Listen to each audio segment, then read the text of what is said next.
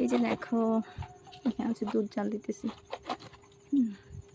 এই যে দুধ এখনও বলক আসে নাই, তবে এসে যাবে। অনেকক্ষণ ধরে জাল দিতেছি। তো এখন কত বাজে তারাও দেখি, এখন বাজে 7টা 18। আমি 7টা থেকে জাল দিতেছি। হ্যাঁ, একটু পরে হচ্ছে বলক চলে আসবে।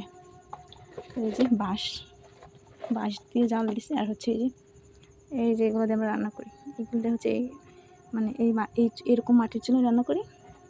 আর হচ্ছে আপনার দাঁড়াও দেখাই যে তুমি সব মিলিয়ে বলতে চাই যে এই যে এরকম যেগুলো এই জায়গায় ভাঙে গেছে, এরকম যেগুলো ওইগুলোতে হচ্ছে আমার এরকম চুলায় কিন্তু মাঝখানে না শিক দেওয়া থাকে, মানে রড টাইপের কিছু একটা দেওয়া থাকে, ওই চুলায় রান্না করি। হ্যাঁ, আর এই আর কি।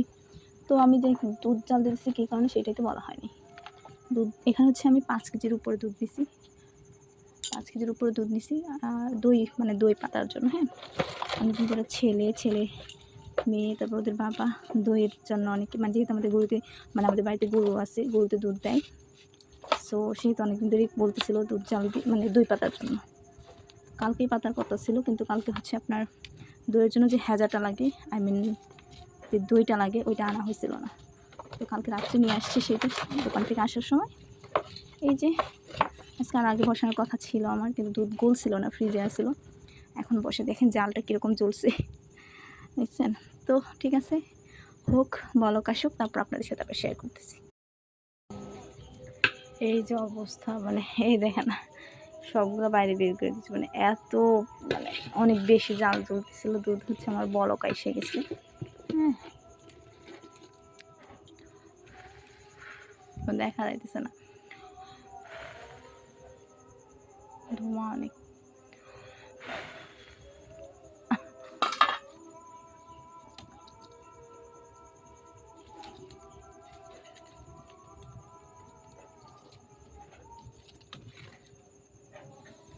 এই যে এখন হয়তো দেখা যাইতেছে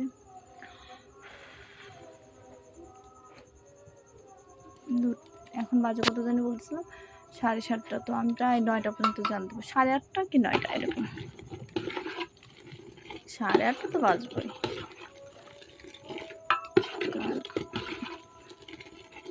যেটুকু জল দিছি, জল সবখানি আমার জাল পেরে শেষ করা লাগবো।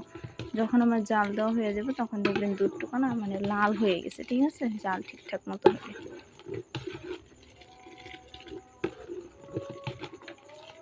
এই আর কি।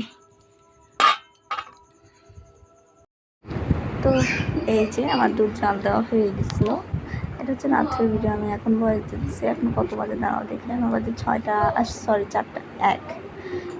শুয়ে ভিডিও এডিট করতেছে আর ভয়েস ওভার করে দিতেছিল। তো এই যে দুধের কালার হচ্ছে এরকম, মানে অল্প দুধ তো এরকম হয়েছে। আর তোমার বেশি দুধ হলে একদম লাল টকটকা হয়ে যায়। ঠিক আছে, আমি পহেলা বৈশাখের সময় আমরা দই পাতি, তখন আপনাদের সাথে আমি ভিডিও শেয়ার করবো। তো এই যে তারপর আমার দইগুলো খুব বেশি খারাপ পড়ে না। এটা হচ্ছে সকালের ভিডিও, আর আজকে সকালের এই যে দেখেন ওই যে যেগুলো একটু মানে অন্যরকম, তো ওইগুলো হচ্ছে কি উপরে কাপড় দেওয়া হয়েছিল, তো ওই কাপড় লাইটে এরকম হচ্ছে। আর তাছাড়া এই যে আমার দইগুলো, আর যেগুলো একটু লাল লাল দেখতেছেন ওইগুলো হচ্ছে আপনার যে মানে দইয়ের জন্য যে হেজাটা দেওয়া হয় ওইটা। হ্যাঁ, তো আমি শুধু কাপেই দই পাচ্ছিলাম। এই যে কাপ, আর হচ্ছে ছোটো ছোটো মগ ছিল 3-4টা, ওইগুলো। এটাই ছিল আমার দই রেসিপি। তো এই যে দেখেন সুন্দর হয়েছে। ঠিক আছে, মানে খাইতেও ভালো হয়েছে, বলতে একটু বেশি মিষ্টি হয়ে গেছিলো, বাট ঠিকঠাক। হ্যাঁ, তাও এখন একটু করতেছিলো, কিন্তু ফ্রিজে রাখার পর একদম সুন্দর বসে গেছিলো। হ্যাঁ, তো সবাই কমেন্ট করে জানাবেন আমার দইগুলো ঠিক কীরকম হয়েছে। আমি বাপের বাড়িতে কিছুই পারতাম না, বাট এখন আমি দই পাততে পারি, মিষ্টি বানাতে পারি, সব কিছু পারি। পিঠা পায়েস যা আছে, এমন কিছু বাকি নেই যে আমি পারি না। হ্যাঁ, তো আপনারা সবাই কমেন্ট করবেন দইগুলো ঠিক কীরকম হয়েছে। কখনো যদি সময় সুযোগ হয় বা আমার সেরকম কোনো ভাগ্য থাকে, অবশ্যই আপনাদেরকে আমি দই বানিয়ে খাওয়াবো। তো এটা কিন্তু সম্পূর্ণ আমি করছি, সম্পূর্ণটাই আমার হাতে। আমাকে বলার কেউ নাই, আমাকে দেখায় দেওয়ার কেউ নাই, আমি জাস্ট নিজের অভিজ্ঞতা। আমি এটা নিয়ে হচ্ছে কয়বার, প্রায় দুইবার পহেলা বৈশাখী বানাইছি, একবার এমনি নর্মালি বানাইছিলাম, আর একবার 4-5 বার মতো বানাইতেছি। হ্যাঁ, এই যে কালারটা এই যে এরকম আসছে। হ্যাঁ,